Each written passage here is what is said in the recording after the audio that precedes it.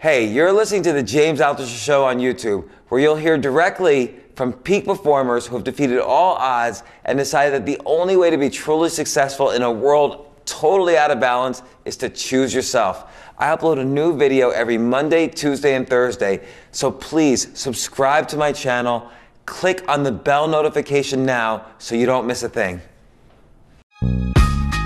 This isn't your average business podcast, and he's not your average host. This is the James Altucher Show on the Choose Yourself Network. Today on the James Altucher Show. You have a phrase that you use in a couple different places, discipline equals freedom. I really like that a lot, and I think it could be applied to many areas of life. And a lot of this is related to the concept of being proactive, to kind of deal with situations before they happen.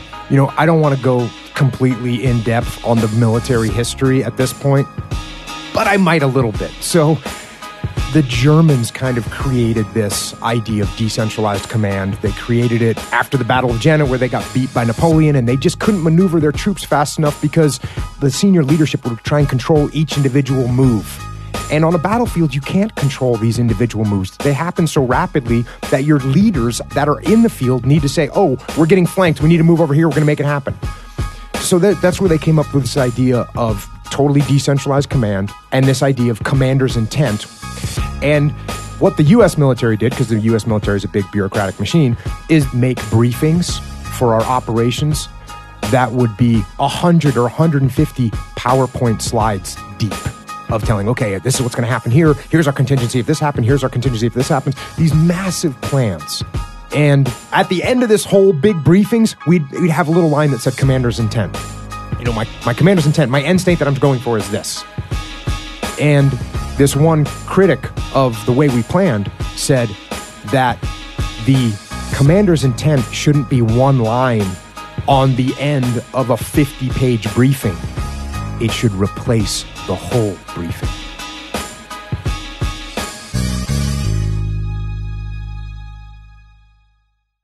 You should just stand-up comedy. Could you imagine you going out on the stage and like being like really like hardcore and then getting laughs out of that? Cracking jokes? Yeah. I've done that. Well, you know, I can make people laugh. I mean, there's funny things when a big mutant creature like myself says certain things, they sound funny. So, yeah. So I'm here with Jocko Willink. Jocko, welcome. You've been, first off, I'm going to hold up your books here because we're on Facebook Live at the moment too. Extreme Ownership, How U.S. Navy SEALs Lead and Win. And your new book, it's a kid's novel, Way of the Warrior Kid, From Wimpy to Warrior, the Navy SEAL Way. Congrats on this book. This is the last book I would expect you to write. So congrats on this. Yeah, I had to convince my publisher that I should do that. And was he like, Jock, are you insane? Yeah, he was kind of like that because, and well, you've written a bunch of books, so you know this, but, you know, he was telling me, hey, you know, what you write is kind of who you are, and you just can't do these random things. People are going to expect a certain thing from you, and you just can't change it. And they want to put you in a bucket. Right. And I hate that, but go ahead. So how did you convince him? Well, that book did really well. Extreme Ownership did really well. And Number one New York Times bestseller. Yep. And then my podcast is doing really well. And my publisher actually called me and said, hey, Jocko, your podcast is another book. You can put that thing in a book form. It's awesome. He loves the podcast. And I was kind of already going down that road. And I was actually going to self-publish it because I just wanted to get it out quick. And I just wanted to get, you know, people were asking me the same questions a bunch. I just wanted to get that information out there. And he says, no, let us publish it. We can do a really good job. And I said, well, publish that. Because I literally had already given him the kid's book. Not completed, but I gave him, hey, this is the next thing I'm going to do. And so I said, okay, I'll do the podcast book with you. First, we do the kid's book. And he said, well, let's do it. All right. That's a good way to do it. You're a negotiator. Yeah. So Jocko, I just want to give a little bio and you could add to it.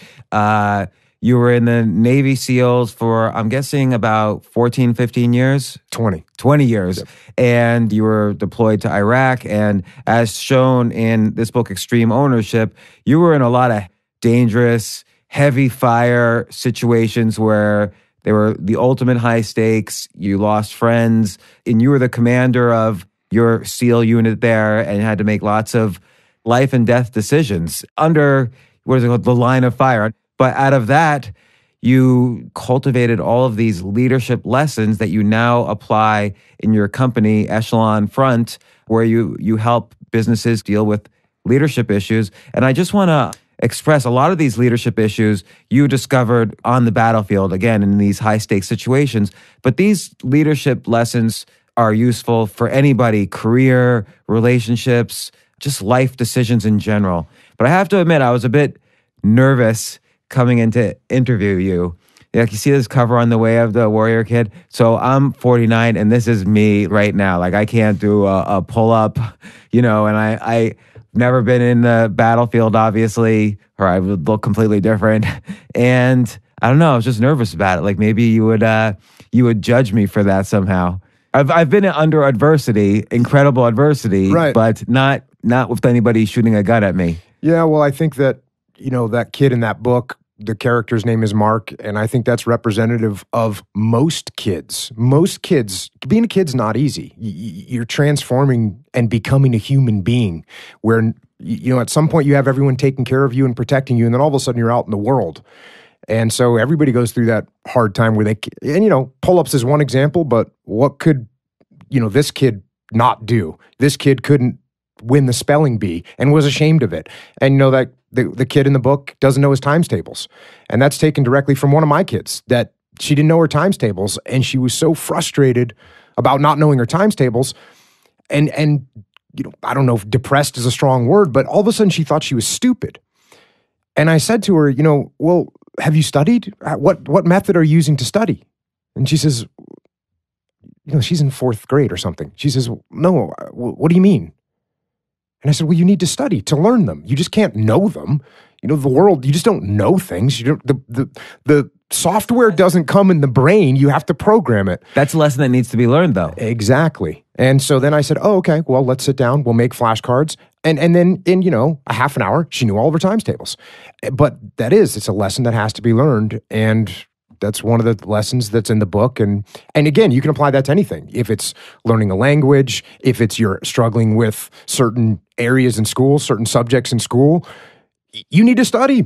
You're not just going to know them. I mean, it strikes me. So I'm going to go backwards and forwards in time. So it strikes me like there was one or two situations when you were in Iraq and somebody in your unit or somebody in a friendly unit sees potential enemy soldiers that you could potentially, your guys, and actually specifically Chris Kyle, who's the figure American Sniper is based on, could take out before the enemy guys could take you out. And you had to just make a decision, are these friendly guys or are they enemy soldiers?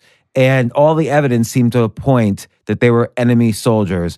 And ultimately, though, you paused enough to get more information where every second counted, and you determined, fortunately, that they were friendlies and not enemies. And it strikes me that that's the sort of situation you can't just, again, like the times table, you're not born knowing, oh, I need to pause a little bit more here. Like there was something in your gut based on experience that told you, no, I need to gather more information. So how did you kind of start to learn these lessons? Well, and actually, just a little correction here. That particular chapter, the book Extreme Ownership, was written by myself and a guy named Leif Babin, who was a guy that worked for me in the Battle of Ramadi. He was one of the 2 SEAL platoon commanders that was part of Task Unit Bruiser. And so that was actually him in that particular situation. And that was representative of the decisions that my guys, all of them, were making all the time on the battlefield.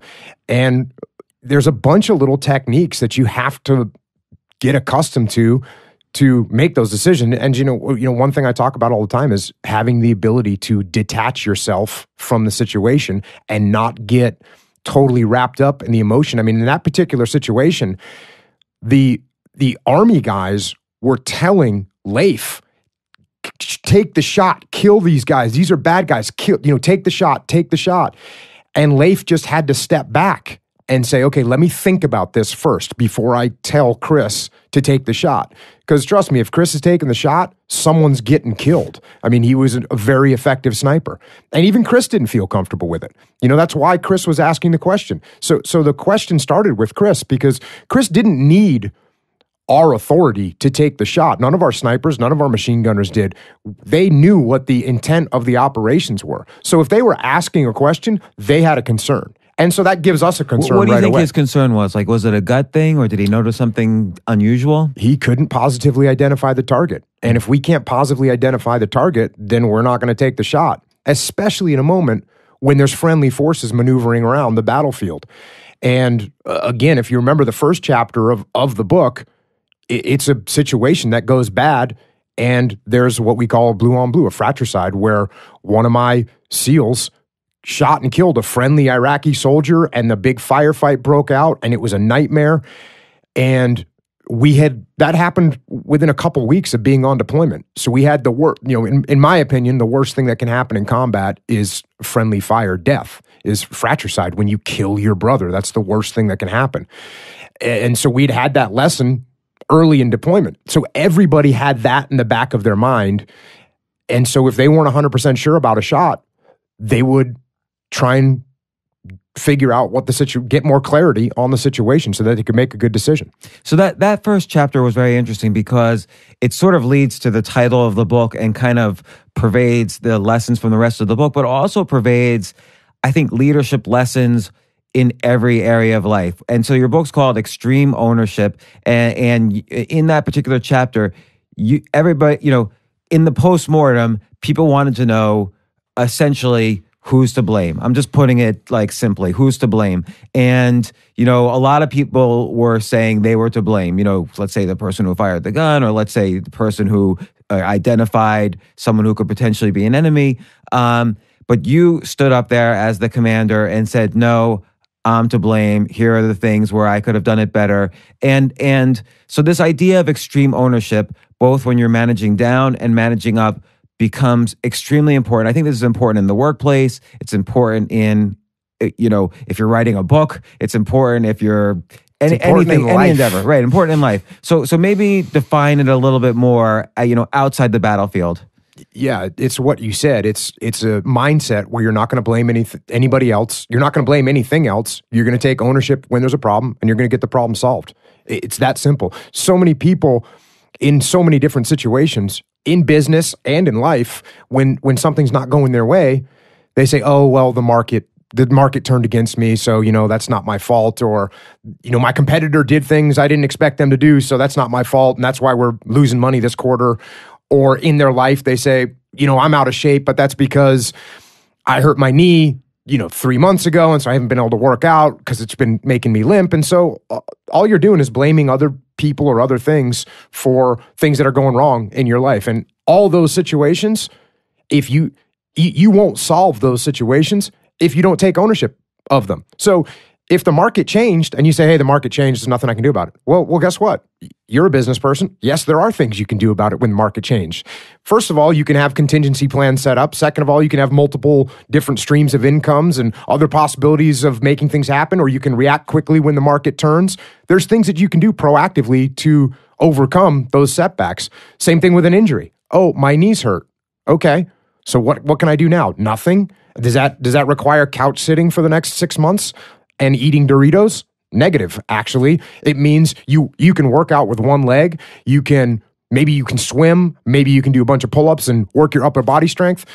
But you can't just put the excuse on, I hurt my leg, therefore I'm going to turn into a couch potato. And so it happens in life and it happens in business. And with both those, like I said, if you don't take ownership of them, they're not going to change. The problems aren't going to solve themselves. So it seems like the idea of putting blame on something is a very evolutionary idea in the sense that something stresses us out. Like, let's say, oh, I can't exercise or my business didn't do well. So that's an extreme stress. And there's two ways to relieve the stress. One is to find a solution, and say, okay, now I'm going to move forward and hopefully things will be better with this new plan. But another way to relieve stress is to blame. And so it's a very natural thing it's a natural habit that people build over decades to relieve stress through blame. And because then that releases the cortisol, it spikes up dopamine or whatever, you want to call it. So the first step, it seems to me, is not to say, okay, well, Jocko said I can't blame. The first step is to kind of figure out, well, I must have this habit of blaming. How do I get over this habit? In my opinion, the biggest obstacle to taking ownership of things is your ego.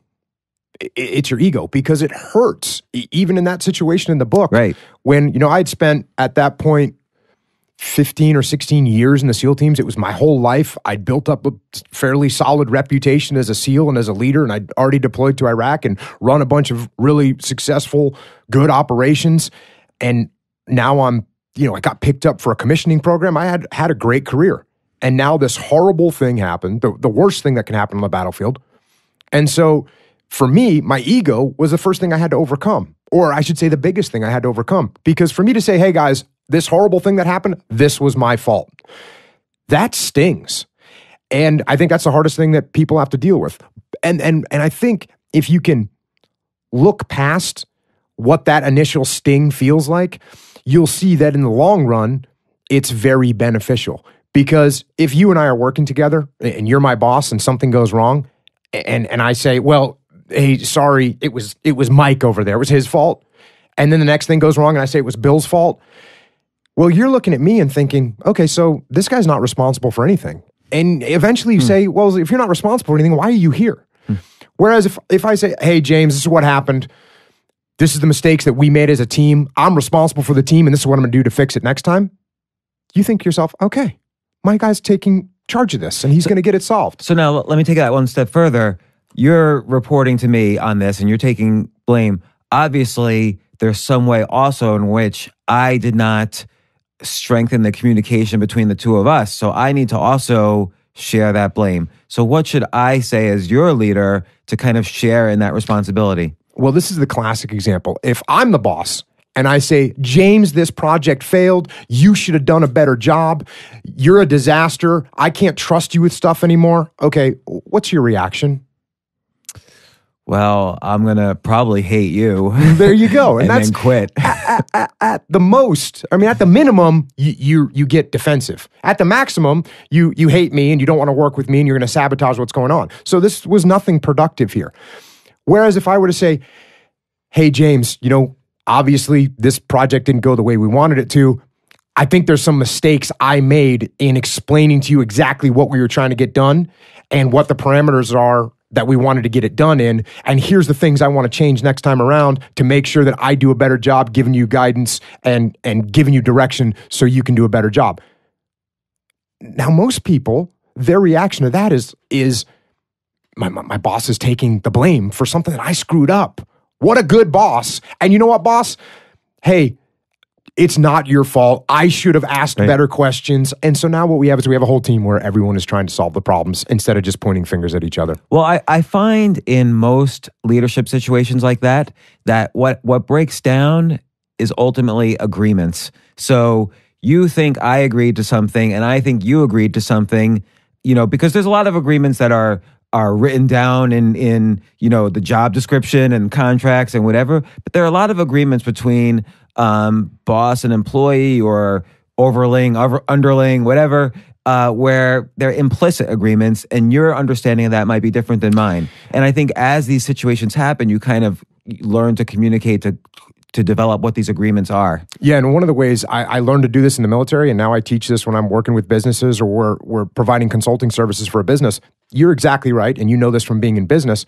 You and I can have a phone conversation, and we can both get off the phone, and you can go forward with what you think I said, and I think you're going forward with what I think you heard, and a month down the road, you've done something completely off track. So what I always recommend, and I did this when I was in the military, if you and I have a conversation, when we get off the phone, I'm going to write an email that's going to say, hey, James, just wanted to confirm what we said on the phone. Here's the 3 points, A, B, and C. And here was the timeline we agreed on. Just wanted to make sure that we were on the same sheet. Let me know if you heard anything different so we make sure we're locked on. Boom. problem solved. Same thing, reverse, if I send you an email. Because it's not like email, it's not like, not everyone is the best writer in the world. So Right. I might send you an email that says, hey, James, need you to knock out this, this, and this. And you get the email and you say, cool, got it, I'm going to go do it. Depending on the level of importance of the subject, it might be prudent for me to call you up and say, hey, James, that email I just sent you? I just want to talk through and make sure, we're on the same page, the details, and make sure you're heading in the right direction and make sure I gave you clear guidance because I know I'm not the best writer in the world. And you say, oh, okay, cool. This is what I heard. And now we talk through it. So writing, I think, enhances conversation and conversation enhances writing. And when you have critical decisions that are being passed or directives that are being given, it's best to do both.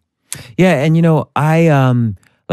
I've run many different businesses and I'm a very non-confrontational person. So often what you're just suggesting is a way to anticipate later confrontation so you don't have to have it. And that's critical. Yeah, 100%. And most people don't like confrontation. Right? Most people don't like confrontation. And I think that's true. I've never really, now that I think about it, I never really heard someone say, man, I love confrontation. I love firing the shit out of someone. There are people like that. I mean, there are people that they enjoy, these are the people that no matter what you say, they're going to say they're contrarian, but then they take that to the extreme and all of a sudden they're disagreeing with you or they like to be combative. So there's people like that, but I think they are fairly few and far between. So a lot of people, when they don't like having that hard conversation, for instance, you're working for me and you're kind of doing some substandard performance and I don't really feel comfortable. I mean, you and me, we're bros. So I don't want to go in there and say, hey, James, I know you've been working hard on this, but it's kind of taken a little bit off track of where we want to be. If you could tighten this up and move this over a little bit, we'd be rock solid. And you'd say, oh, okay, cool. Yeah, I didn't understand that, but thanks for clarifying. But I don't even want to have that hard conversation. So what happens? We go down another month. And now you're further off track. And now the conversation got harder because now I have to say, James, this is actually in the wrong direction. The work you've put into this hasn't been worth it. And so you need to make a pretty significant shift in what you're doing and throw away some of that stuff that you've worked hard on. So that's an even harder conversation. I don't want to have that one even more. So how do you get yourself going? And then finally you end up in this point where I'm going into you and the only conversation, I have to have a conversation because the boss is breathing down my back because we failed to do what we were supposed to do. And guess what our conversation is? James, I'm sorry, I got to let you go. And so I call it, it's like an escalation that you have to have with people. And all the conversations, if you have the hard conversations earlier, they're easier. They're less hostile. The further you go down the path without putting corrective measures on someone, the harder that conversation is going to be, with the final conversation being, hey, I'm sorry, I got to fire you. And by the way, when I have to fire you and I haven't given you any true guidance, I haven't given you any true leadership, I haven't given you clear expectations, I'm going to feel bad when I fire you because inside, I'm going to know that it's actually my fault as the leader. It's my fault. I didn't lead you correctly. You're a good guy. You're a smart guy. You want to do a good job, right? That's what most employees are like. So if you're not doing that, chances are, pretty good chance, it's my fault. That's obviously not saying in every single case because there's people that can't perform the duties that are expected of them. And those people, they need to either find another job or move to another thing that they can handle. But to your point, the hard conversations are hard for everyone to have, not just you. And so how do you summon up the courage when you need to have those hard conversations? I mean, so one thing you could tell yourself is what you just said. The earlier I do this, the easier it is. But still, it's like we're bros. Like it's still hard. Yeah, it is hard, and it is a lot easier the earlier you do it. And here's what I used to do. So when I got to a point, I went through the escalation because the first thing I'd say to you is, "Hey James, can you explain to me why you're doing this over here, and how you're going about this?" And then that's just a question. I'm just asking you for information, and then I'll have an opportunity to guide you a little bit. Because you say, well, I think that this is the good course to go because of this. And I say, oh yeah, you might not have thought about that, and so maybe make an adjustment. And you go, oh yeah, okay, I didn't know that. Cool. That's that's a relatively easy conversation to have. So the why question, right? But what I used to do when I had to have those harder conversations is I made sure that I wrote out the issues, and I printed 2 copies. One for me and one for you. And then when you came into my office to talk to me, it's sitting on my desk, but in front of you. You had your copy. There's no way I could back out of it now. And that was a corrective measure of my own. From the first time a guy came into my office and I cowered, I was overcome with cowardice and couldn't have the harder conversation. So I said to myself, okay, how do I overcome that? Oh, I got an idea. When he comes in, it's going to be there and he's going to take that with him. So even if I don't get it out of my mouth, he's got to read it. But once it's there, it's in front of him, you go through the points, they're going to get what you're saying. And again, I would do that further down the escalation of corrective measures. You know, that's not the first time you come to my office, I'm not putting a piece of paper in front of you that delineates every mistake you've made in the last 6 months. I'm not going to do that. That's going to come when we're starting to get to a more significant problem, and I need to get you back on track, and I want you to be back on track. So a lot of this, and you discuss this later in the book, but a lot of this is related to the concept of being proactive, to kind of deal with situations before they happen. It reminds me of a story in the hedge fund business. So this guy gets hired by a hedge fund, and on day one, he makes a trade that loses an enormous amount of money. So he goes to his boss, the manager of the hedge fund, and he says, I can't believe I did this. I'm sorry. You know, can we make back the money quickly so the client doesn't get upset about it? And the boss says, no, we're going to call the client right now and tell him what happened. And so they call the client and we said, we just lost, I don't know, $10 million for you. Here's what happened. You know, here's what we're going to do to kind of, you know, make sure it doesn't happen again. The client actually invested more money immediately. So kind of this idea of being proactive as opposed to waiting for the shit to hit the fan is really important in life, whether you're at war or running a business or whatever. Yeah, and we actually call that aggressive. That's the default mode, is going to be aggressive. Now, when a lot of people hear me say you've got to be aggressive, they're thinking that I'm talking about attacking people with a battle axe. And sometimes I am talking about that. But usually I'm talking about what you're saying, which is I'm going to get aggressive with my client and get aggressive in informing them of what is happening, tell them early, tell them often. I'm going to get aggressive with my employees. Does that mean I'm yelling at my employees? No, it means I'm aggressively keeping them informed of how their performance is going. So that's when I talk about being aggressive, again, I'm not talking about berserker fury with battle axe in hand. I'm talking about being proactive and aggressively forming the course that you want to send people down. So let's reel it back a little bit. Like, why did you join? You joined the SEALs, I guess, right? And you were 18 years old, so it must have been like 1989. Like, why did you join in the first place? You know, ever since I was a little kid, I wanted to be some kind of commando. And so, why? What did you want to do when you were a kid? I think I wanted to be a writer and interview people. Well, there you go. I had that feeling when I was a kid, but I didn't want to be a writer or interview people. I wanted to go into combat. And so that's what I did.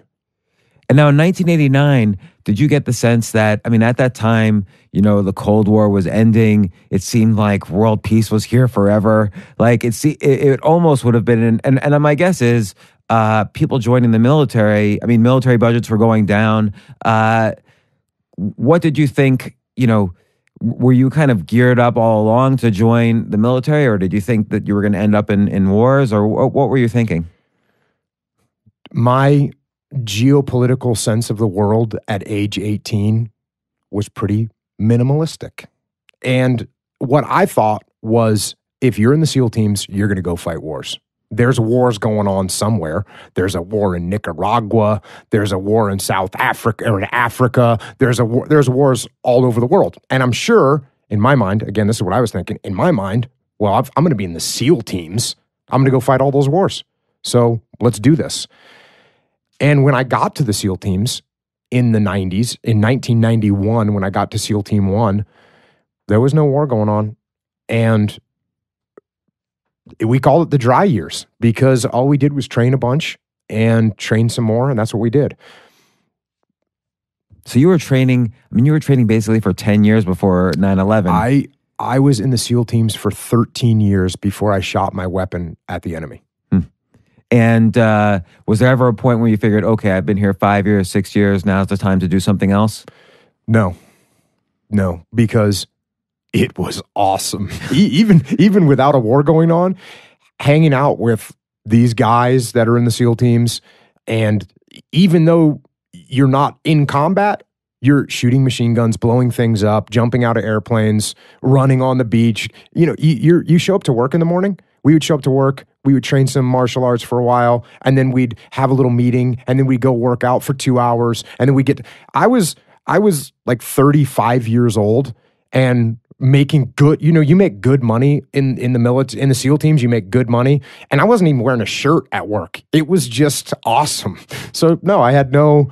It was a dream. It was a dream, and you're working with the best guys in the world, and you have, even though the mission, we were waiting back then. We were waiting for the big mish. So when I got to the SEAL team, because I thought I was going to go to Vietnam, like I thought I was going to go fight basically the Vietnam War even though it was 1991. But once I realized, that there's no war going on. What are we going to do now? Well, then what we're going to do is we're going to get ready for this big mission, whatever it is. What's a big hostage rescue? There's going to be some missile site that needs to get taken out. And so we just trained really, really hard for that all the time. And it was fun training. And that's what we did. You have a phrase in that you use in a couple different places, which is in both books, The Way of the Warrior Kid and Extreme Ownership. Discipline equals freedom. And I really like that a lot, and I think it could be applied to many areas of life. And part of that involves, discipline, in my view, involves having some sort of decision-making process, basically eliminating the complexity of the decisions you make. Okay, this is my discipline, so this is the decision I make in this situation. And so because I've made my decision-making easier, I now have more freedom and more time to do the things I love to do. And so it seems like part of the training is building that discipline and coming to grips with that discipline equals freedom. Am I kind of saying it correctly, or? You are, and you just pointed out the fact that discipline equals freedom. It applies to everything.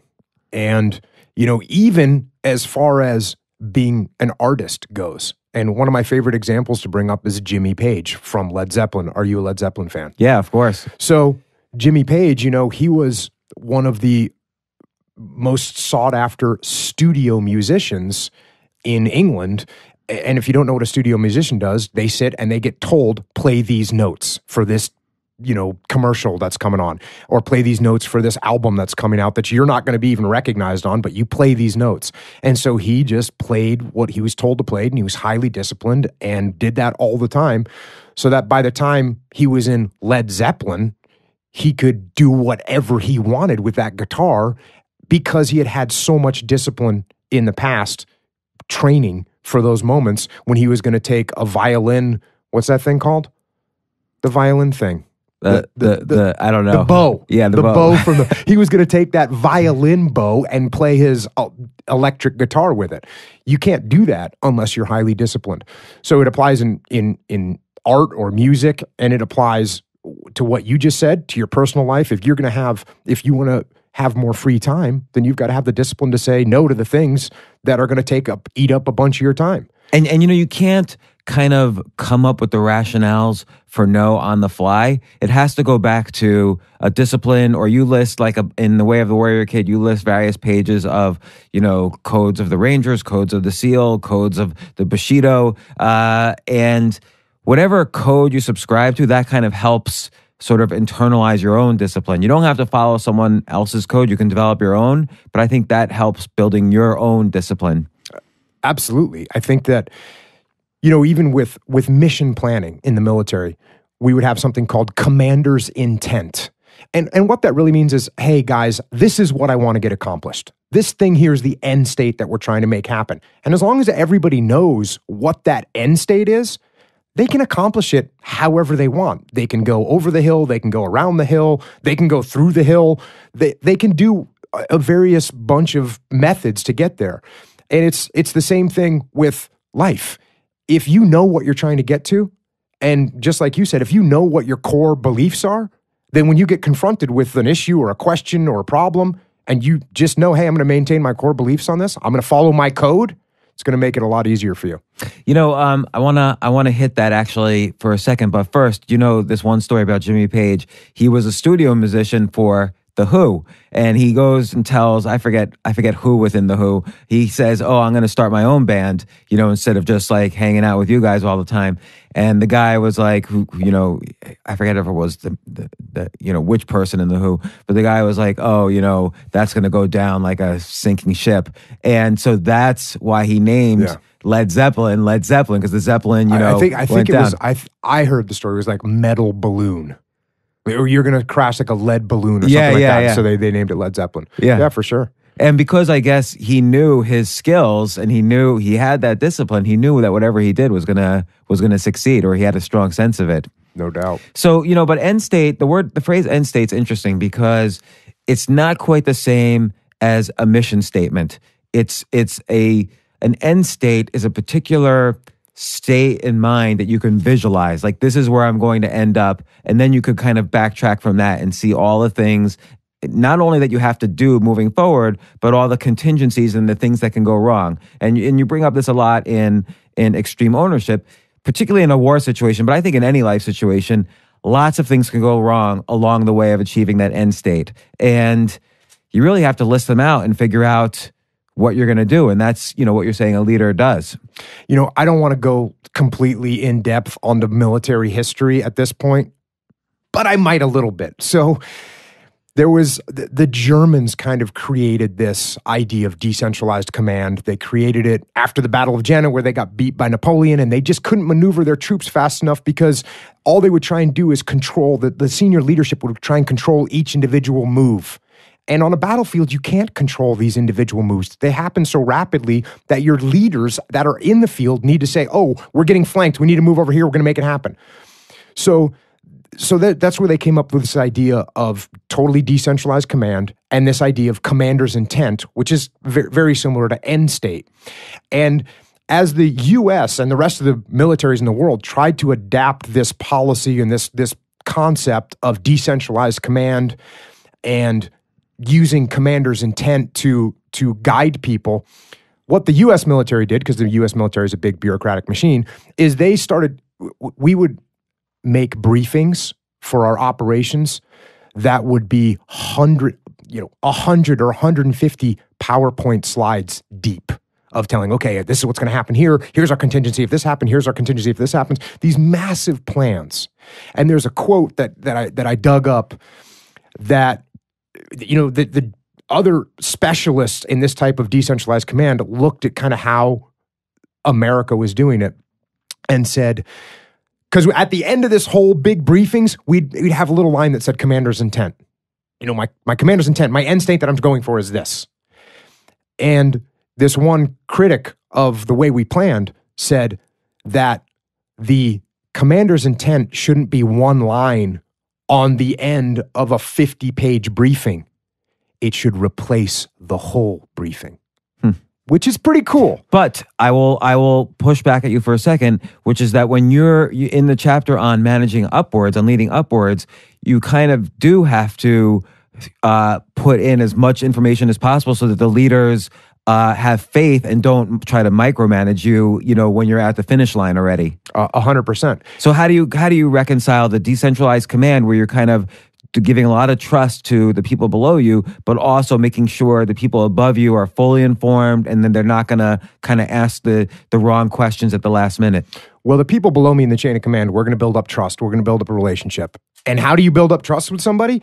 You give them trust. So the way I build up trust with you is I say, "Hey, James, we got this project. I want you to handle it. Let me know how you want to do it."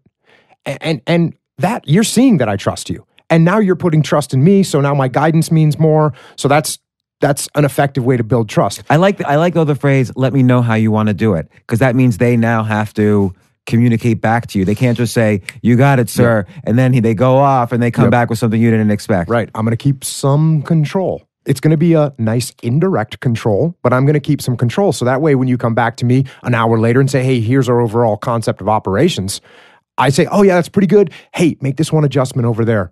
Or make this little adjustment here." And now you say, "Oh, okay, got it." But it still feels like your plan. I shouldn't say it feels like your plan. It is your plan. You came up with it. Same thing with people say, "How do you get someone to take ownership?" The way you get them to take ownership is by giving them ownership. You let them own it, and then they take ownership. Because if I say, hey, James, you're going to do this mission here. Here's how I want you to move into the target. Here's how I want you to go through the target. These are the people I want you to take with you. These are the standards I want you to follow. When you go out and execute that, that's my plan, right? But so like in chapter 1 again of Extreme Ownership, you said it's my fault. If you have decentralized command and they're off doing their things, even if it's their plan and let's say they mess up, where's the line where it's not your fault anymore? Well, when you're in charge of something, the line where it's not your fault anymore is when things go great. Then it's their fault. Hey, that was a great operation. You guys did a great job. And when things go wrong, it's going to be your fault. Your other question about micromanagement. And I get asked this all the time. My boss is micromanaging me. How should I overcome it? And I got micromanaged through... The great thing about being in the military is you work for all different kind of bosses. And people get the illusion that just because someone is in the military and they're in a leadership position, they're a great leader. It's complete false. You get the same kind of great leaders in the military and you get idiots in the military. You have both. And you have extreme micromanagers and you have guys that are completely laissez-faire with letting you do what you want. So, and a point that I always make is that my relationship with all those different bosses was always the same. I had the same relationship with an egomaniac psychopath as I did with a tactical genius. My relationship with them was the same, and that was that they trusted me, they were going to give me what I need, and they were going to let me do what I want. And what if they didn't trust you? What if the egomaniac psychopath was like, no, Jocko, you're going to go in that building and shoot every man, woman, and child, whether they're friendly or not? Well, I know you're kind of being facetious, taking it to an extreme example. I'm exaggerating. An extreme example where they're asking me to do something that's immoral and unethical. You say, no, not doing it. Okay. But if they're saying, hey, we really want you to come in from the west instead of come in from the south to hit this target, I'm going to work with them. The point is, with all those leaders, I'm going to build up that trust, and I'm going to do it differently with different people, different leaders. I'm going to build up that trust a different way. And an extreme micromanager, the way I always handled extreme micromanagers was I gave them more information than they could possibly want. I gave them so much information and control that they didn't even want that control anymore. But then what if in your decentralized command, something happens that is not in the micro information you handed your bosses, and they go back to you and said, Jocko, you said this, and this was going to happen. Clearly, your guys did not do it that way. Well, why would they not be doing something in a way that we planned? I see, because you're getting your information from, you're saying, let me know how you're going to do it. Yep. I'm getting the plan from the guys that are going to execute. If I'm one of the guys, I'll still let the guys that are below me in the chain of command execute. And again, I don't want to make this sound like it's super easy. It's hard. It's hard being in a leadership position. That's why we have the business we have. The reason we have the business is because every company we go to, from companies that are doing really, really well to companies that are not doing really well, when we come on board, they have leadership issues. And they recognize, somebody at the company recognizes, hey, this problem that we have is a leadership problem. And I'll take that one step further. When you're in a business or you're part of a team or you're in the military and things aren't going the way they're supposed to go, it is a leadership problem. It is a leadership problem. You can talk about process and you can talk about finances and you can talk about spreadsheets, but when you get to the bottom of those things, there's a leader that is not stepping up, taking charge, and making things happen. Yeah, and just to add to that, I think there's a leader who's confused about his agreements on both sides, to his bosses and to his employees. There's some things that have been agreed to that haven't been agreed to. Let's stop to take a quick break. We'll be right back.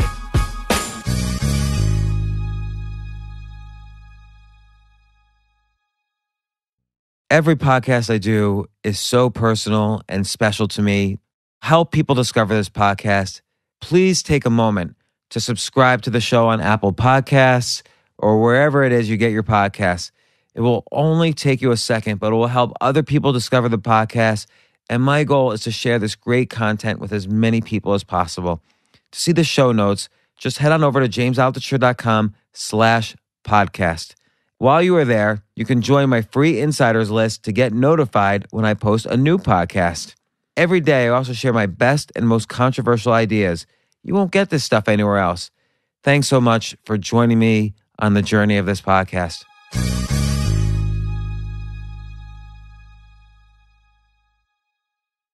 I wanted to talk to you about one thing, which I believe very strongly in, which is you have to kind of be proactive when you're managing down in terms of firing people in a leadership situation, or in terms of getting rid of people in some way or moving them around. And you have this one story where two managers underneath the CEO are both blaming each other and they're acting up, and the advice is fire them both.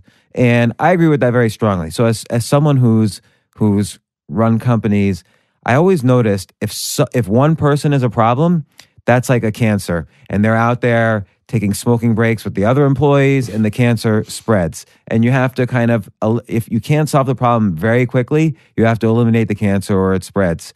And, I think that's proactive.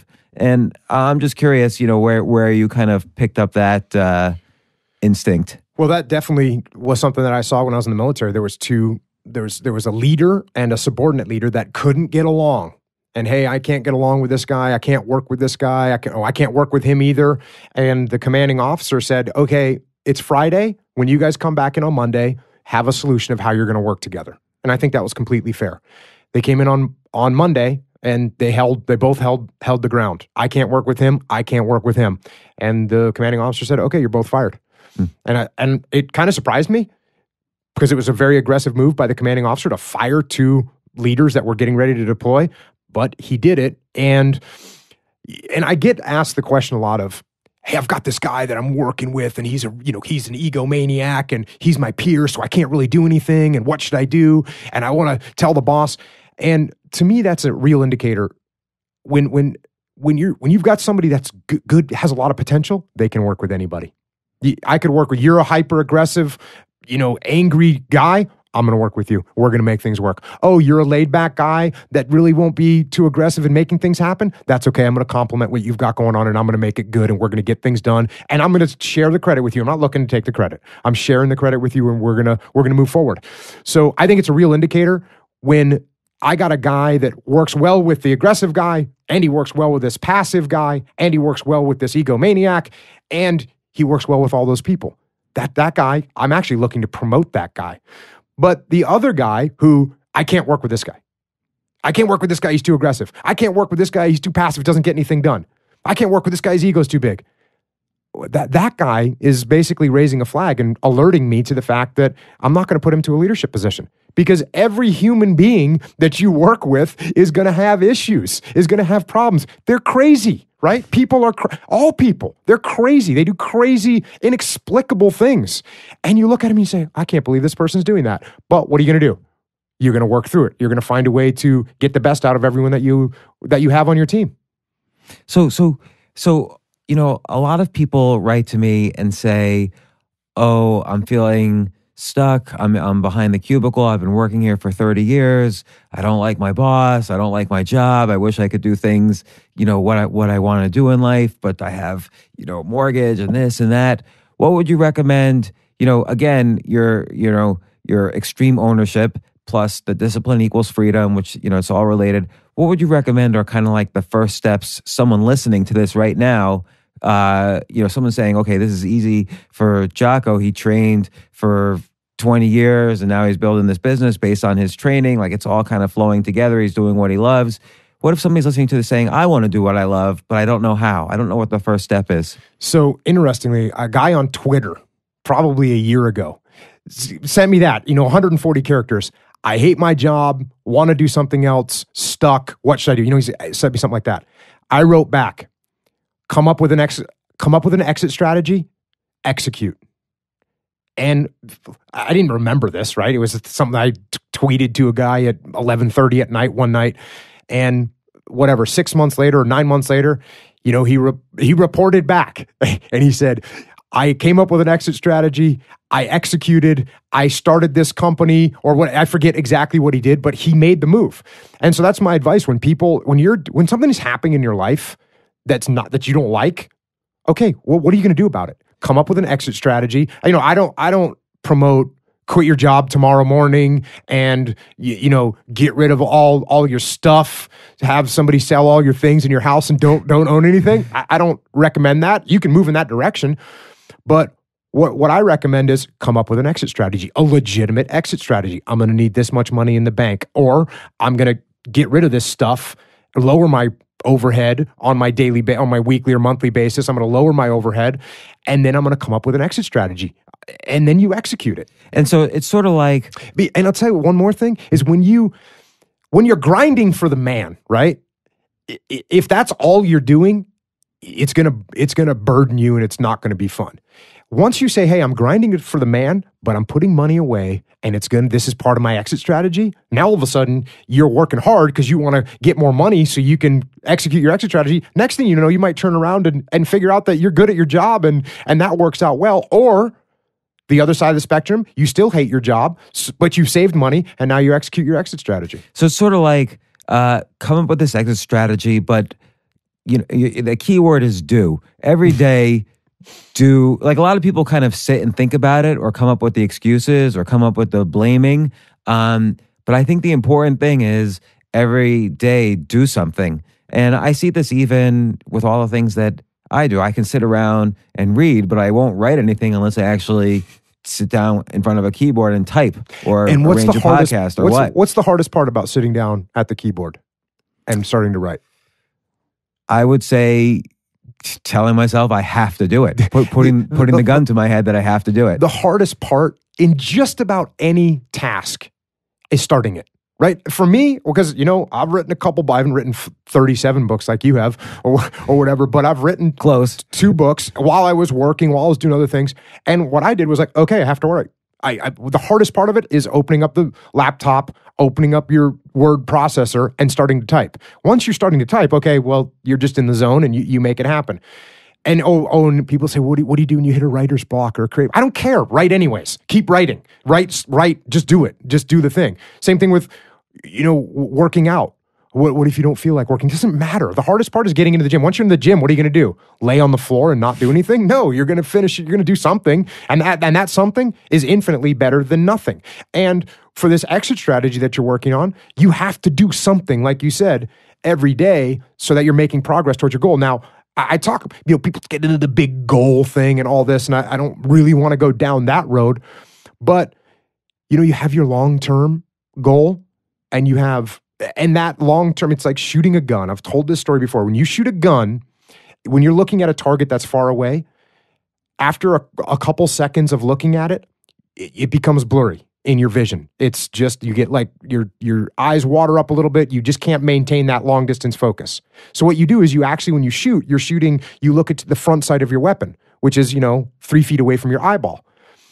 And the same thing happens with people's lives, where they've got this long-term goal, but it's so far away that it gets blurry and they kind of lose track of it. And so, they might, if they think about it on a Friday night after a hard week at work and they go, this job sucks and I want to do something else. I don't want to be under this grind anymore. I don't want to grind for the man anymore. But then Monday, that gets a little bit fadey, and Tuesday, so that then they're just doing what they have to do. If they take that long-term goal, they keep it there, but then they say, okay, look, what's something I can do today? What's something I could do tomorrow? What's something I could do the next day? Okay, you know what? I'm going to have my resume. I'm going to build my resume this week. I'm going to have a good resume together. Or I'm going to put together my business plan. I'm going to do that this week. Or I'm going to save this much money. I'm going to work this extra. I'm going to go deliver pizzas and put a little bit of money in the kitty. That's what I'm going to do. So you can't let the long-term goal be the only thing that's driving you, because sometimes it's so far away that it gets blurry. So bring some short-term goals that you can actually execute on a daily or weekly basis so you can move forward. Like I wrote, people say, how long does it take you to write those books? I'll tell you right now. I think this one's 30,000. The kid's book is like 30,000 words. I write 1,000 words a day.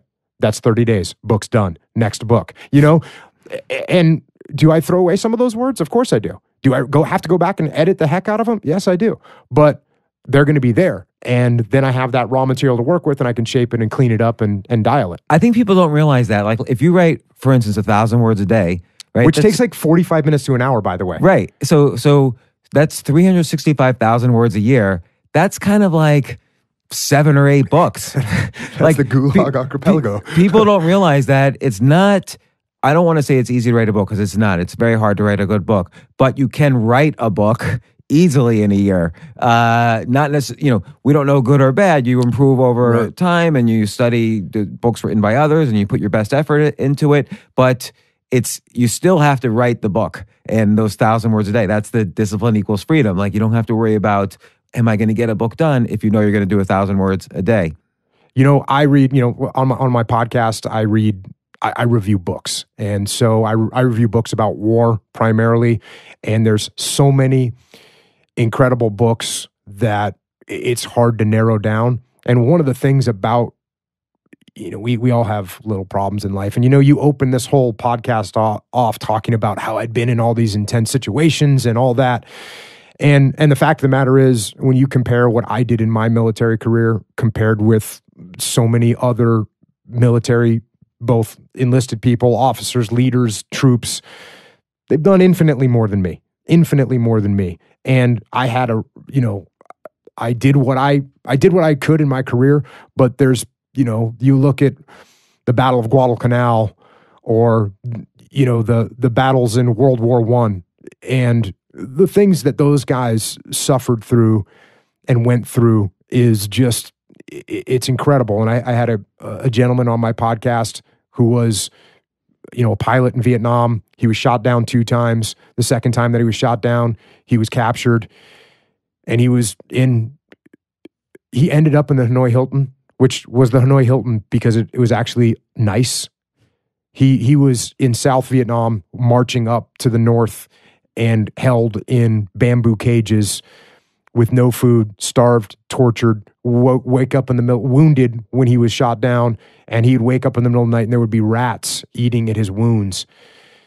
So when you know that people can get through situations like that, and here I was on when he came on my podcast, and he's got a book called Through the Valley, and I'm reading these excerpts from his book about things that happened to him, about these rats eating at his wounds, about mock executions that happened to him.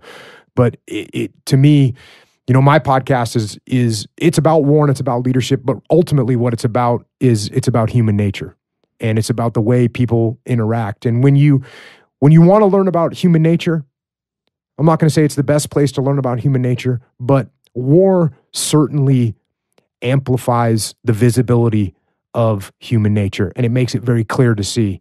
And so I like to study that and read books about that, because at a minimum, when you look at your own life, there's not too many people that are in a worse situation, at least in America, of being locked in a 2-foot tall bamboo cage with their feet shackled and having rats gnaw at their wounds. And the fact that human beings can suffer through that and survive and come back and be awesome citizens and very humble and live meaningful lives is very, it means a lot to me. And it makes me realize that we really are blessed to be in the situations that we're in. And, I'm quoting one book, but there's, I've done 70 something podcasts, and most of them have pretty incredible stories that human beings have lived through and survived, and also, those that didn't survive. And I always want to pay a tribute and honor to those that sacrificed their lives to give us this opportunity that we have now to sit in New York City, drinking white tea and recording a podcast about life. So I feel lucky to be here. I do as well, Jocko, and I'm really grateful you came on the show. So there's 2 directions I want to go with this. Now, I want to talk about the way of the warrior kid, but I also want to talk about how you kind of live your life personally now, because still you obviously, adhere to a discipline. And when's the last time you were in the SEALs? I retired in 2010. 2010. So 7 years ago. You've been running Echelon Front since 2010. And I assume the business is going very well. People are hiring you left and right. It's been great. That's good. Congratulations. So what do you do now? Like, I see on Twitter, you have your watch every morning. You wake up at you have the 4:45 club. Like, what do you wake up at 4:45 or earlier every day? I wake up at 4:30 every day. 4:30 every day. What if you went to sleep at midnight? I wake up at 4:30. And so you're not a believer necessarily that you need 8 hours of sleep a night. Negative. And so But the thing is, and people send me these studies and stuff. I'm genetically, I don't need a lot of sleep. And I've heard that's possible. I heard that some people genetically So don't I have need. 4 children. My oldest daughter, she's like me. In fact, my oldest daughter, I'd go to bed at 11 o'clock at night and she would be up studying, and I'd wake up at 4:30 and she'd be up studying. And so she doesn't need a lot of sleep. My second daughter, she sleeps incredible amounts to feel rested. So she'll sleep 9-10 hours, like no factor. So there's a genetic component to this. So I don't want to, make people think that, hey, Jocko sleeps 5 hours a night, I'm going to sleep 5 hours a night, because it's probably not healthy. Some people can do it and some people can't. But I think why people have kind of latched onto that a little bit is because intrinsically they know that they don't need to get up at 4:30 in the morning, but they don't need to sleep in until 10. They don't need to sleep in until 8. They can get up and get a lot more stuff done. A lot of laying in bed is some laziness. So, I mean, let's face it. When you're in bed in the morning and the alarm clock goes off, it doesn't always jar me, but a lot of times you don't feel like getting up. So what are you going to do? Go back to bed. Snuggle in with your little pillow. No, not going to do that. So I'm wondering, so I'm someone who feels like I need 8 hours of sleep or more. How can I, get a little better? I'd like to sleep 7 hours a night or 6 hours a night and feel fully rested. I do think, depending on what your lifestyle's like, when people I don't really drink. I don't, I don't go out and go to parties or anything. I think it's definitely lifestyle. The healthier you are, the less sleep you need. I think the better you eat and the cleaner you eat, the less sleep you need. But bro, I'm not trying to say you should sleep 5 hours a night. You might need 8 hours, and that's cool. I have nothing against you. What I have an issue with, and what I think people personally have an issue with, is they know that they could get more done. They know that the only reason they slept in was because they didn't want to get up. I do feel like genes also, even if something's genetics, you still can work within genetics too. There's a spectrum. Like if your genes say you need 8 hours of sleep, there's still things you could do. Like for instance, clean eating that might boost you a half hour in the right direction or an hour. And so I'm just trying to figure out for myself how I can, because you're right, I can get an hour more worth of writing done if I get up an hour more reading done. Yeah. And I don't know, but when I sleep 8 hours, I actually feel groggy. And when I sleep 5 hours, 5.5 hours, 6 hours, I feel really good. 5.5 hours is solid. 5 hours, I start feeling it a little bit. Less than 5, I'll feel it. And then you don't drink coffee, right? No. So, but you do, I was reading you do, and it's funny you do this because I just bought some off of Onnit Alpha Brain. Mm-hmm. You know those? Does that? Yeah. So I just bought them about a week ago, and I've been taking them, but I don't know if it works or not. Do you feel that it works? I don't know if it's placebo. I take them. I take them when I'm going to do something that's going to require some sort of mental acuity. And again, I'm like you. Can I confirm it? No, I haven't done a double-blind placebo test myself, but maybe there's some placebo effect that makes me like it. So yeah, I don't drink coffee. I drink tea. I drink white tea, and so I can feel. And I don't drink it all the time. So when I drink tea, I can feel the caffeine. I can feel it. It's not. It's very impactful to me when I drink caffeine. So you kind of tactically use it. If you're gonna hang out for the day with your kids, you might not have caffeine, or maybe you do, but I don't know. No, I'm not going to. But then if you're gonna go out and do a bunch of talks or meetings, you might kickstart the day with some caffeine. Right. So again, under the guise of discipline equals freedom, what's part of your current daily discipline? I wake up early and I work out every day. That's the main thing. There's no big eureka moment.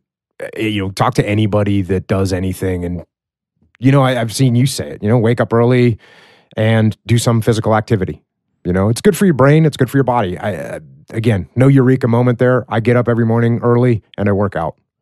So, in Way of the Warrior Kid, it basically starts off where there's this kid who's kind of the quote unquote the main Uncle Jake's nephew, or the main character is the nephew, and it's told from his point of view. He is sort of wimpy, like kids are picking on him. He can't do his times tables. Like he's wimpy in a variety of ways. And then Uncle Jake comes to visit and starts giving him discipline. And through that discipline, the kid finds freedom because now he doesn't have to worry about the big kids. He doesn't have to worry about the teachers. That's a kind of freedom also. So, but part of that is Uncle Jake wakes him up every morning. Like you kind of get him on that discipline. And what other kind of techniques are you using with the kid to, or not you, I shouldn't say you. What kind of techniques is Uncle Jake using? Somebody asked me about, you're Uncle Jake. And I responded the other day on Twitter. I said, well, actually Uncle Jake is like an extremely flawless version of everything I could hope to be, right? That's Uncle Jake. And yeah, that's what he does is he gets him on a program. He says, oh, you want to do pull-ups? Then we're going to do pull-ups. You want to learn how to swim? Then we're going to go down to the river 3 times a week and we're going to start teaching you how to swim and we're going to get you there.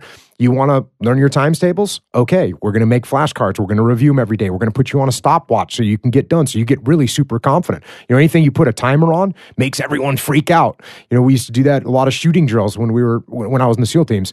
Everyone's shooting really solid with your pistol or with your rifle, and you're hitting your target every time, and then all of a sudden they break out the little timer that times you, and now you're competing with everyone, and all of a sudden people start throwing shots all over the place.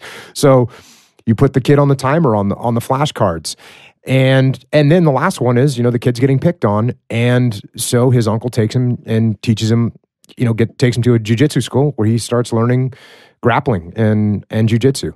How long before? Let's say someone. I'm just curious about this. This is even almost unrelated to the podcast, but like, let's say someone goes to a jiu-jitsu class and somebody else is because he or she is dealing with someone picking on them, or they want to feel a little bit more confident in self-defense. How long in the jiu-jitsu class do they learn enough kind of skills or techniques or training before they can feel confident handling themselves with someone else?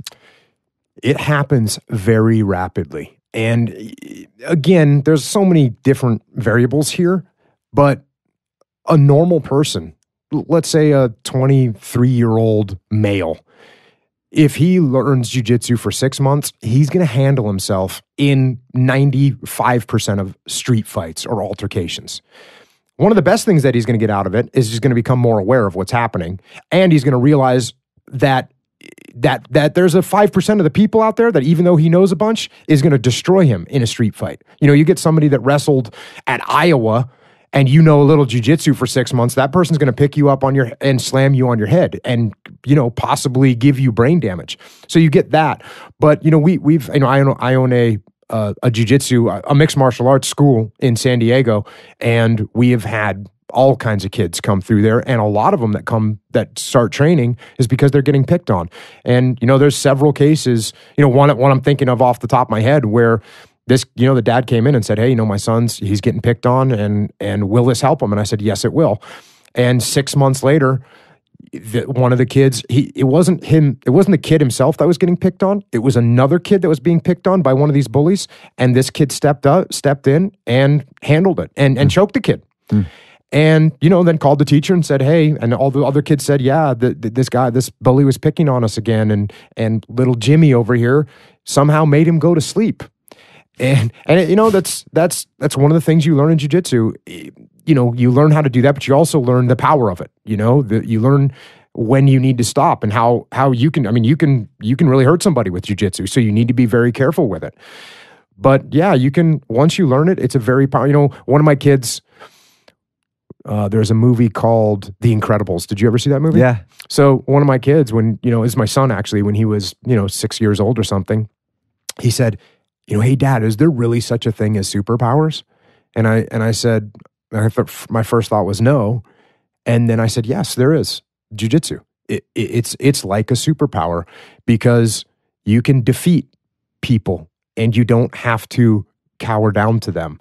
And it teaches you, it does give you real confidence. And that's what happens in the book. And, the book, his confidence grows so much because he's fighting people on a daily basis in his jiu-jitsu school. And that gives you confidence that you can handle yourself. And once you build up that confidence, the percentage of times that you actually have to utilize these skills goes down dramatically. Because and I think that's one of the things going beyond that age. What happens to boys when they turn 14, 15, 16, all of a sudden they're looking to prove themselves. All of a sudden, for me, when I was that age, it was, how can I prove that I'm tough? And I think that happens to, how can I prove that I'm a tough guy? Oh, I can get in a fight. Oh, I can, and that's what happens.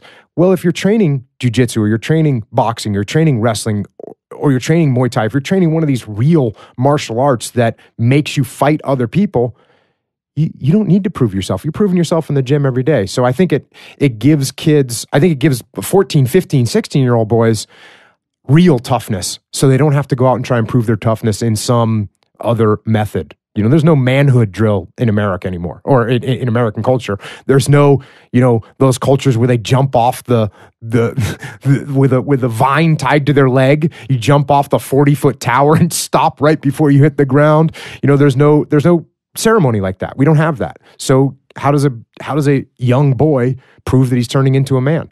Because there's some instinct in the back, at least there was in my mind, in the back of my mind, I wanted to prove I was tough. I wanted to prove I could protect the tribe when I was a kid. So how do you do that? You go get in a fight with someone. And that's not going to be healthy. It's not a healthy way to grow up. Were you kind of like the bully as a little kid? No. I was a little kid. I was, when I was a kid, I was small. I was a very scrawny kid. And so, no, I got picked on. I got bullied. It wasn't some extreme example that scarred me mentally or anything, but who didn't? When you're a freshman in high school, you're going to get slammed into the lockers. People are going to knock the books out of your hands. They're going to pull your pants down while you're standing in the lunch line. That's the kind of bullying that I'm talking about. I'm not trying to make this big thing like I was being, aggressively bullied, but I was a 13-year-old boy in America. And when you're a 13-year-old boy in America, or in any culture that I've seen, you're going to get picked on. And so what are you going to do about it? Well, run. I ran. Yeah, you can run. And there's sometimes when you can't run though. And for me, I didn't want to run. I wanted to stand up for myself. And unfortunately, I didn't really know what I was doing. So I had to bear it. I had to live through it. And then what happens then? To your question, was I a bully? No, I wasn't a bully. No. I was empathetic to what it felt like when those kids were getting picked on. And so, I didn't do that. So I want to talk a little bit about your time in Iraq. Like you were there 2004, 2005. I'm pretty sure I'm getting the years right. And here we are 2017, and I'm sure you've been asked this. We're kind of still there. We're kind of still in all these places. These are longer conflicts now than Vietnam was. Where did leadership break down in our attempts to help, what we thought was an evil situation? And the flip side of that is, when is something evil enough that America has to decide, okay, we're going to go into this country, but not this country? Like, for instance, we didn't go into Rwanda when there was a genocide going on there, but we went into Iraq when there was evil, but where was the line? Like, why did we go there and not other places? Well, to break down those specific situations in Rwanda, I was actually sitting off the coast of Rwanda, ready and prepared to go in when 800,000 Tutsis were killed primarily with machetes in a 100-day period. And, it was an absolute nightmare of a situation. And I don't know how familiar you are with it, but one of the things that I found most disturbing about the genocide in Rwanda is that the Hutus and the Tutsis, there's no way to tell them apart, right? So they speak the same language. They are the same race of people. They were living on the same street. They were going to the same schools. They were living on the same street. They had the same religion, right? Which was Catholic. And the only way that I would know that you were a Tutsi is if I knew you. I had to know you. I couldn't just look at you and figure it out. I couldn't listen to the way you talk and figure it out. I had to know you. I had to know your family. And so that, to me, this wasn't killing where, hey, I'm just killing this guy because he's a different color than me, or I'm not killing this guy because he speaks a different language than me. The only way for me to know that I should kill him is because I have to know him. I have to know him as a person.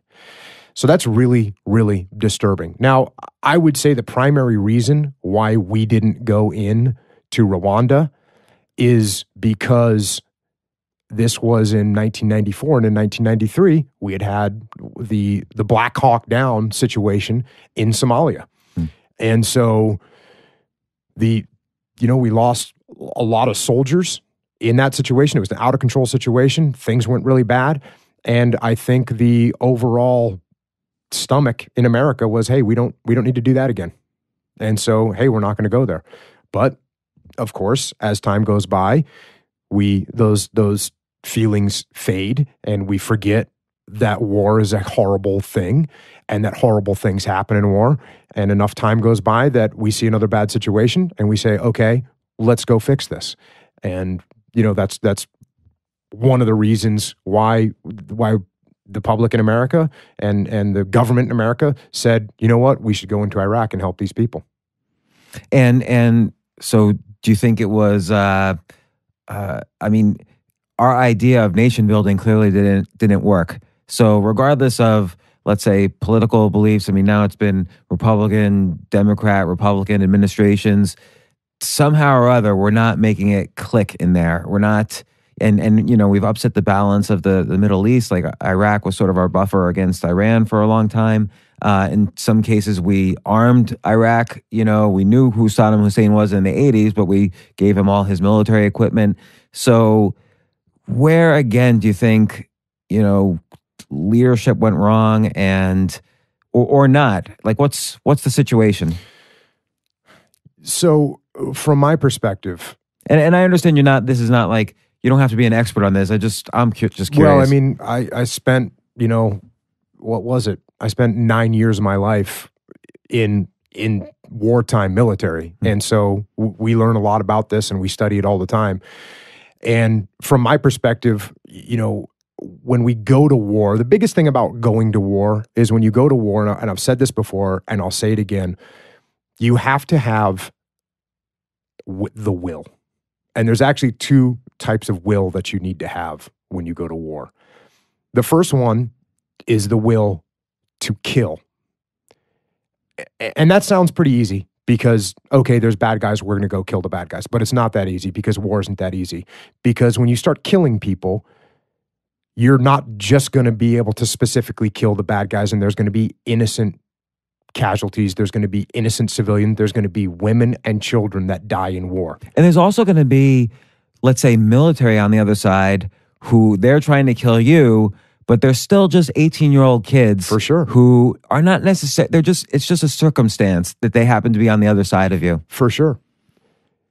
And you have to have the will to kill those people. Because if you're going to war, that is how you win, is by killing the enemy. And when you kill the enemy, there's going to be civilians that die. And that is awful. That is awful. The other will that you need to have is the will to die. Because if you think that you're going to be able to go into a wartime situation and fight against those other 18-year-old kids and that they're not going to kill some of you, you're wrong. You are going to lose people. You're going to lose American men and now women in war. So if you don't have those two types of will, then you need to really question what you're going in to try and make happen. And you need to have a very clear picture of what it is that you're trying to make happen.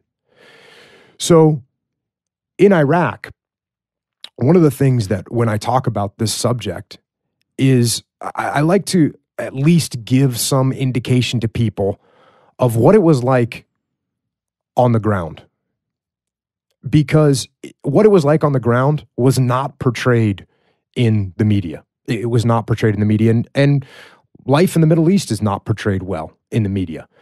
But when we were in Ramadi in 2006, it was a horrible war zone.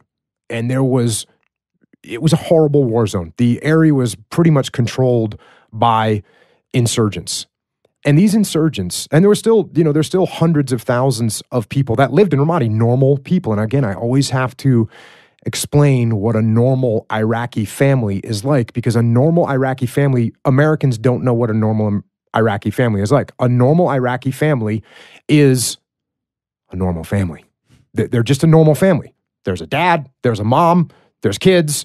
They have a job. They're trying to do improvements on their house. They're trying to save up for a new car. They want their kids to be educated and live a better life than them. That's what a normal Iraqi family is. And in Ramadi, there was 400,000 people. Some of them had fled while we were there, but let's call it 300,000, maybe 200,000 people that were living this, that were normal, that just wanted to live in peace. And they were being reigned over by these heinous, evil insurgents that were literally beheading fathers and skinning people alive and burning people. It was awful. And so when we showed up, the first reaction from the local populace was, we better not talk to the Americans, because if the insurgents see us talking to the Americans, they're going to come and kill our whole family. Were the insurgents there, and this shows my lack of understanding, were the insurgents there before you were there? Yes and no. So there was some insurgents or prior military or Saddam loyalists that were there that turned into insurgents. There were some that came in, foreign fighters from other countries that were going to go get their jihad on. And a lot of the Iraqi insurgents were looking for power. They were looking for, Al-Qaeda's going to come in here and take over. Okay, well, we better get in good with them. So how do we do that? And so some of those guys would say, okay, well, we'll help you. We'll help you do what you're trying to do. We'll help you fight the coalition. As soon as the coalition took a strong stand in Ramadi and started to defeat the insurgents, the local populace said, okay, thank you. And they were great. And we worked with all kinds of locals. When we showed up there was, I think, 30 Iraqi police officers, of which we probably saw 3 of them because none of them would come into work.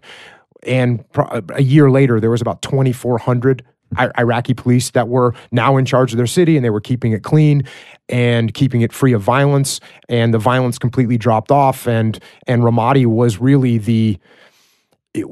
like the poster child of counterinsurgency, because it completely turned around in about a year and a half period.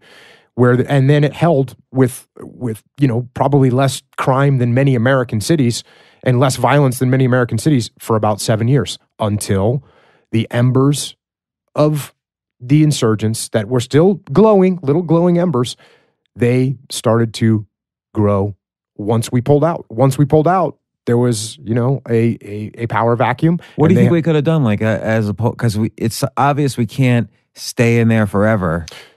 Well, we don't need to stay somewhere forever, but I had a woman ask me that similar question the other day, and I said, if you were home and you had a fire in your kitchen, and then you took the fire extinguisher and you put the fire out, and then you looked at your watch and there was a movie that you were going to go see, would you leave and go to the movie with this still smoke in the kitchen? No, you wouldn't. You'd stay there. You'd make sure it was out. You'd replace whatever you needed to replace. You'd put out all the embers. You'd scrape them out. You'd make sure that the problem is gone before you walk away. It's if you had cancer. If you had cancer in your body and I did surgery on you and I said, okay, I got the cancer out. Are you going to come back and see me again and do the blood test to make sure that cancer is gone? Yes, you are. And if it's still in there, it's going to be smaller, but we're going to go and attack those little pieces that are still there. So that's what it is. We needed to stay, and you say we can't stay there forever. We've been in Germany. We're still in Germany. We're still right. We've been in Japan, for many, many years, and Korea. We're there in support in Korea, so we can stay there for a long time. And so where's the line when many countries and all these other continents have dictatorships or leaderships that are what you could say is evil. They do things that wouldn't necessarily follow our ethical code. where's the line where America has to say, okay, we're going to go in now and do something about it? I think we have to look at our own security and see how this country threatens our security, and you have to look at it from a humanitarian perspective as well. Is that because we have the resources and other countries don't? So that gives us a responsibility? Or I feel like we have the responsibility. I mean, when those people were getting killed in Rwanda, do we have some response? Is it okay for us as a nation just to look the other way when 800,000 people are butchered with machetes in 100 days? When we could have relatively easily put a stop to it. Now, it's hard to know that, right? But that's the kind of judgment that, our nation needs to make. And part of that judgment is 800,000, you tell me, are 800,000, civilian people in Rwanda, if we lose 10 Americans trying to fight them or trying to put it to a stop? If we lose 10 Americans, what's the number? I don't know. You tell me. What's your opinion? Is it one American? I mean, I'll tell you, one American is every American that gets lost in combat is a heartbreaking travesty. It's horrible. Yeah, and I mean, you've lost friends in Iraq and in the throughout your military career, and to answer your question, I guess I don't know. Like philosophically, it's easy for me to say there's no justification or there's this or that or here's where the line is. But then I think, well, what if my daughter, who's now 18, wanted to go into, Iraq and do things? I don't know how I would react. Like, I don't know if I would, obviously she's an adult. I can't stop her from doing anything, but I don't know if I would let her. Like, I'd be scared. What was she trying to go do?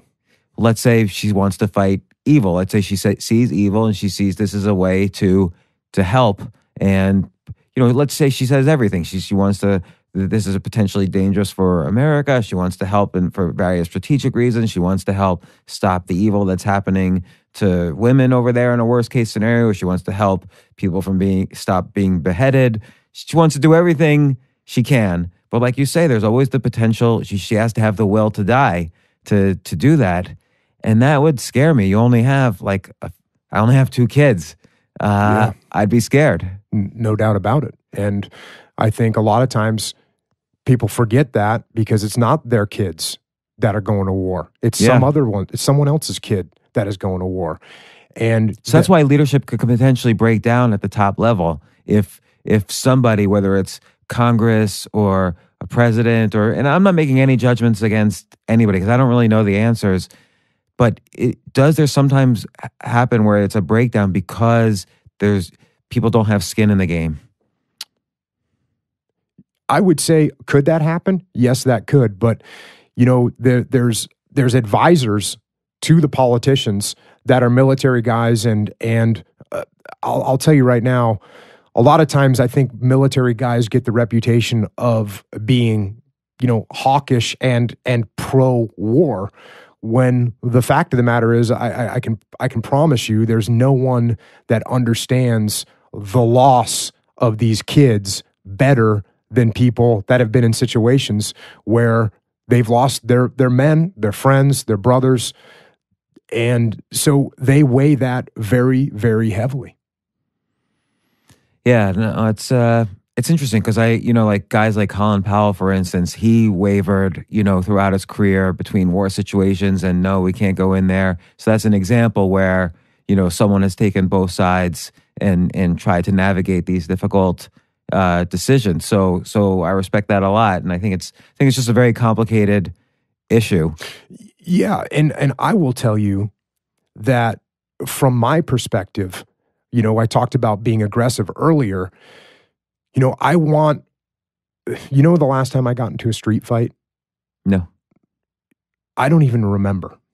It's been a long time. Why is that? I'm big, I'm strong, I know how to fight. That means when people see me, potential, opponents, some drunk guy walking down the street, if you and I are walking down the street a block apart and there's a drunk bunch of idiots, they're not going to say anything to me. They're going to see you and they're going to go, "Hey, you know what? Let's talk some smack to this guy." Right. So I think as a nation, that's how I want to be perceived. I want to be perceived that we have strength, that if somebody causes problems with us, we will effectively smash them. And I believe that the more that we have that image, and it can't just be an image, the more that is the reality, the less we will have to use our military and our blood in other parts of the world. And I guess that goes along with your discipline equals freedom statement. So we obviously want freedom to never fight a war, but in order to do that, we kind of have to show other countries, and I'm echoing you, we kind of have to show the other countries that we have the discipline if we need it. Yes, we need to be willing. We need to show people that we have the will, that if they do things that are out of line, then we won't stand for it. And when people recognize that, when the rest of the world recognizes that, it'll make us a safer place and we'll have to use our military less, in my opinion. Again, who am I? I'm just some guy talking on your podcast, but that's my opinion. But you've been there, you've seen it, you've done it, you've seen the worst, lived through it. You know, so I ask you because I value your opinion on this, and it's a question that I'm sure everybody thinks about, and everybody kind of throws out, you know, answers and solutions, and they argue about it in op-eds, and it's just all stupid. Most of the opinions out there, and on either side. Just to summarize, you know, to make it clear, I'm not a guy that's sitting here saying let's go to war. I don't want to go to war anywhere. You know why? Because I know these guys that are going to war. They're my friends. And you know what? I've got one son. He's probably going to go in the military. That's going to be him. I don't want, you know, like I said, people that have been in the military, they're the ones that are saying, hey, let's think twice about what we're doing. But again, I think in order to deter evil actors in the world, they need to understand that there's consequences that America will impose on them if they do things that are beyond what human beings should be doing to each other. So first off, I wanna again recommend Way of the Warrior Kid, which, by the way, this was a great book for me to read. So I'm 49 years old. I'm not a kid, but this is a great book because I think it really encapsulates a lot of the strategies you talk about in Extreme Ownership, which is also a great book to read. So I recommend both. Way of the Warrior Kid just came out. Extreme Ownership's been out for a while, but the lessons always apply. So Jocko Willink, thanks a lot. And again, Way of the Warrior Kid and Extreme Ownership, How U.S. Navy SEALs Lead and Win. I recommend them both. They both have been useful to me in ways I didn't expect. So I really appreciate you writing these books. So thanks a lot. Appreciate it. Thanks for having me on.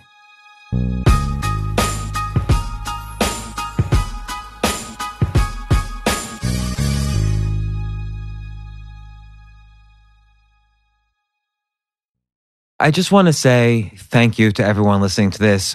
I hope you enjoy what I've been doing. Please take a moment to subscribe to the show on Apple Podcasts or wherever it is you get your podcasts. It will only take you a second, and my goal is to share this great content with as many people as possible. To see the show notes, just head on over to jamesaltucher.com/podcast. While you are there, you can join my free insiders list to get notified when I post a new podcast. Thanks again for listening, and I'll see you next time. Oh my gosh, thank you so much for listening to the James Altucher Show on YouTube today. I have a really special brand new episode coming out next week, but you can watch it early. Just click on the link right here or subscribe to the channel when you click on my face. Oh, wait, and don't forget to click the bell. I'll see you next time.